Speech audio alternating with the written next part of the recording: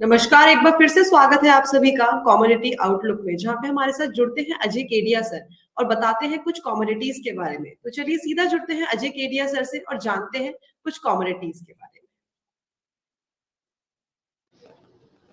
में। नमस्कार सर, स्वागत है आपका शो में। नमस्कार जी सर, आज क्या खास लेके आए हैं हमारे दर्शकों के लिए? कुछ नई जानकारी, कुछ कमोडिटीज के बारे में बताइए। देखिए, कमोडिटी में अगर हम नवंबर मंथ स्टार्ट होते ही देखें तो सभी कमोडिटी में जबरदस्त मोमेंटम स्टार्ट हो चुका है। चाहे हम सोने चांदी की बात करें, कच्चा तेल, natural gas, base metal, agree commodity सभी में हलचल काफी ज्यादा अच्छे से हो रही है। बट उसके विपरीत अगर हम देखें, सोना चांदी काफी इंपॉर्टेंट है बिकॉज पिछले अगर हम एक हफ्ते की बात करें या महीने भर की बात करें तो गोल्ड में लगभग 5% की तेजी पिछले एक महीने में आ गई है और चांदी में 10% की बड़ी जंप आ चुकी है। हमने अगस्त मंथ में फाउंडर पे ही हमने एक प्रेजेंटेशन रखा भी था चांदी के लिए, जहां पे हमारा मानना था कि चांदी लगभग 85,000 का लेवल अगले एक साल में दिखा देगी और भाव था 53 से 54,000 का।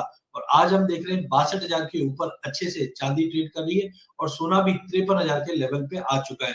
तो यहाँ पे हम देख रहे हैं कि जो कंसर्न बने हुए थे 2022 के अंदर थोड़ा स्लो डाउन का, रिसेशन का, इन्फ्लेशन की वजह से सोने चांदी में डिमांड नहीं आ रही थी, बट एकाएक आप देखेंगे तो पिछले 2 महीनों में, 3 महीनों में हमने डिमांड बढ़ना चालू हो चुके हैं और रिस्क असेट के तौर पे गोल्ड और सिल्वर में इन्वेस्ट करना है। अगर हम इसको एज ए स्वॉट एनालिसिस करते हैं, क्योंकि एक होलिस्टिक व्यू होता है, ऐसा नहीं है कि हम बायस ही है खाली सोने चांदी पे तेजी में, तो इस स्वॉट एनालिसिस में हमें पता चलता है कि वेदर फंडामेंटली गोल्ड कैसे मूव कर रहा है। तो हमने रिसेंटली देखा कि सोना 53,000 के ऊपर निकल चुका है। जिस ढंग से पिछले हफ्ते यूएस में जो सीपीआई के इन्फ्लेशन के नंबर आए हैं, यहाँ पे हम देख रहे हैं थोड़ा सा इन्फ्लेशन में कमी आई है, जिसका मतलब है जो एग्रेसिव रेट हाइक हो रही थी उस पर विराम लग सकता है, या दिसंबर मंथ में जो 0.75 तक की उम्मीद थी इंटरेस्ट रेट हाइक यूएस में, अब वो 0.5 रहेगी, जो सोने के लिए अच्छा है। इन्फ्लेशन, जियोपॉलिटिकल टेंशन और फिजिकल डिमांड धीरे धीरे गोल्ड के लिए बढ़ रही है। इनफैक्ट अगर हम वर्ल्ड गोल्ड काउंसिल की रिसेंट रिपोर्ट की बात करें तो इंडिया में फेस्टिव डिमांड के चलते ज्वेलरी डिमांड जबरदस्त आई है। इवन सेंट्रल बैंक ने भी लगभग 399 टन सोना क्वार्टर 3 में बाय किया, क्योंकि सेंट्रल बैंक काफी इंपॉर्टेंट होता है। जब भी ये सोना बाय करते हैं, इकोनॉमी को स्टेबल करने की कोशिश करी, तो इसमें गोल्ड में कंटिन्यू बाइंग आ रही है। इनफैक्ट ईटीएफ के अंदर भी, जो ईटीएफ हम रिटेल निवेशक की बात करते हैं, तो गोल्ड ईटीएफ के अंदर भी नेट इनफ्लो आना चालू हो चुका है। वहीं रेट हाइक का जो हेडविंड बना हुआ था वो अब थोड़ा थोड़ा कम होते हुए जा रहा है, जिस ढंग से इन्फ्लेशन के नंबर कम हुए हैं। ओवरऑल अगर हम देखें, स्टैगफ्लेशन का एनवायरनमेंट बन रहा है जो एक्चुअली गोल्ड के लिए काफी स्ट्रांग होता है। और एक महीने में, अगले एक महीने में करीबन 32 लाख शादी इंडिया में है, और जैसे कि हम जानते हैं कि शादी ब्याह में ज्वेलरी की जो डिमांड है वो वैसे भी पिकअप करती है। तो इन ऑल डिमांड भी अच्छी है और जो कंसर्न्स थे वो भी गोल्ड को सपोर्ट कर। थोड़े बहुत थ्रेट अभी भी बने हुए, जैसे एग्रेसिव रेट हाइक जो 2022 में हमने देखा, हो सकता है 2023 में भी रह सकता है।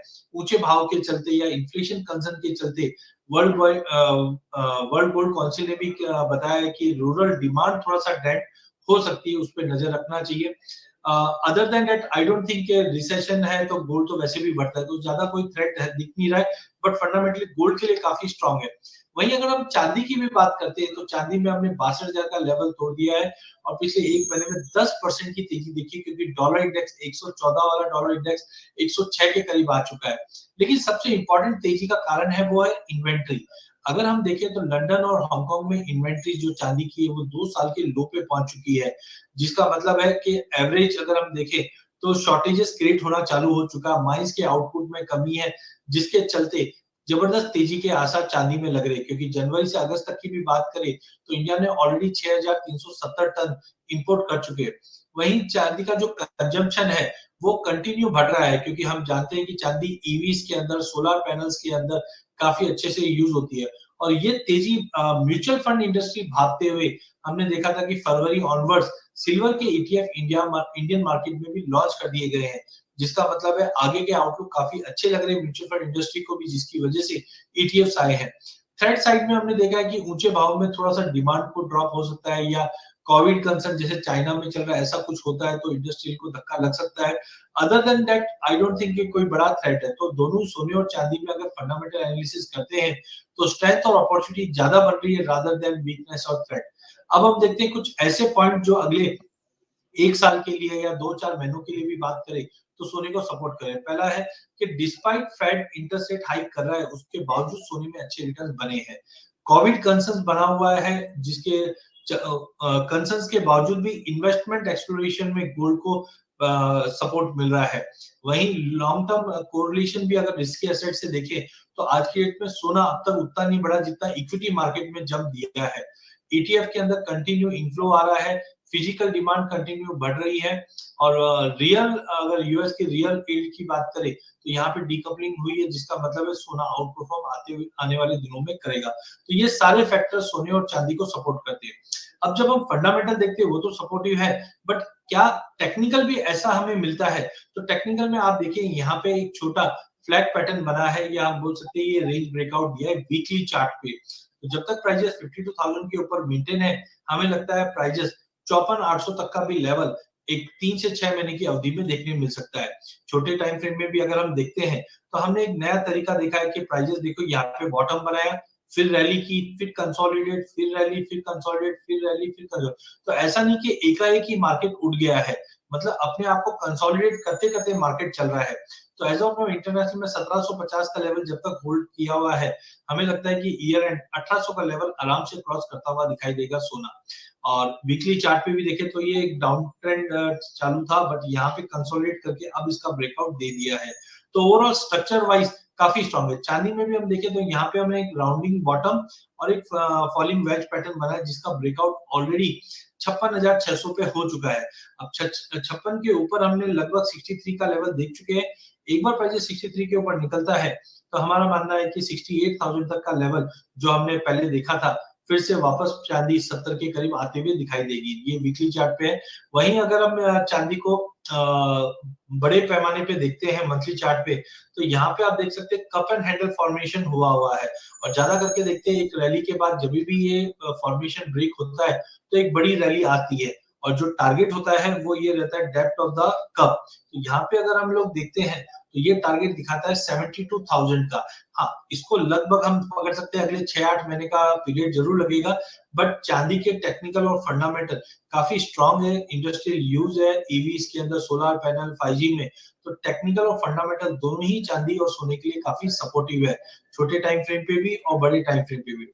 अब लास्ट अगर हम देखें सीजनैलिटी इसलिए इंपॉर्टेंट होती है कि हम जानते हैं शादी ब्याह और दिवाली, दशहरा, यहाँ पे हम चांदी और सोने की डिमांड ज्यादा करके देखते हैं। तो यहाँ पे एक नई चीज ये देखने मिली है कि नवंबर में ज्यादा करके सोने में हमेशा गिरावट आती है। नो डाउट पिछले साल थोड़ा सपोर्ट जरूर था, बट लगभग हमेशा नवंबर में गिरावट आती है। तो इसी चीज को अगर पकड़ के चलते हैं तो हमने अक्टूबर से 15 नवंबर तक के बीच में अच्छी तेजी देखी है। तो थोड़ा पुलबैक अगर पॉसिबल अगर मिलता है तो बिल्कुल लेके चलिए, क्योंकि दिसंबर की सीजनैलिटी काफी स्ट्रांग है। देखिए 3-3, 4-4% की तेजी पिछले 2-3 सालों में हमने बनते हुए देखी है, और जनवरी फरवरी में भी ये तेजी रहती है, क्योंकि शादी ब्याह और फेस्टिव सीजन इंडिया में कंटिन्यू रहता है। तो नवंबर में थोड़ा भी पुलबैक मिले। चांदी के केस में भी अगर आप देखोगे तो नवंबर 2014 से लेके अब तक एक महीना भी कहीं पे भी ऐसा नहीं गया जहां पे चांदी में तेजी बनी है। तो एक करेक्शन तो जरूर ड्यू बनता है, बट उस करेक्शन में लेके चला जाए तो एक अच्छी रिटर्न हम सोने और चांदी में देख पाएंगे। तो ओवरऑल फंडामेंटल और टेक्निकल जो हमने आज देखा है, उसके अंदर सोना चांदी दोनों में ही हम एक अच्छी खासी तेजी देख पा रहे हैं, और आने वाले टाइम में इसके अंदर निवेश करके चलना चाहिए। जी सर, ये जानकारी हमने ले ली सोने चांदी के बारे में। चाहे वो रीजन हो कि कोई शादी है, या तो वो रीजन हो कि फेस्टिव सीजन की वजह से काफी ज्यादा हो रहा है, क्योंकि जैसे हम देख रहे हैं, अगर हम न्यूज में भी देखें तो इस साल जो शादी के जो बुकिंग्स है बैंक, चाहे वो सोने चांदी की बुकिंग्स हो, चाहे वो बैंक्वेट की बुकिंग्स हो, उसमें काफी ज्यादा तेजी देखी गई है। बहुत शुक्रिया सर आपका हमारे शो में आने के लिए, हमारे दर्शकों को हमें इतनी बढ़िया जानकारी और सुझाव देने के लिए। धन्यवाद सर।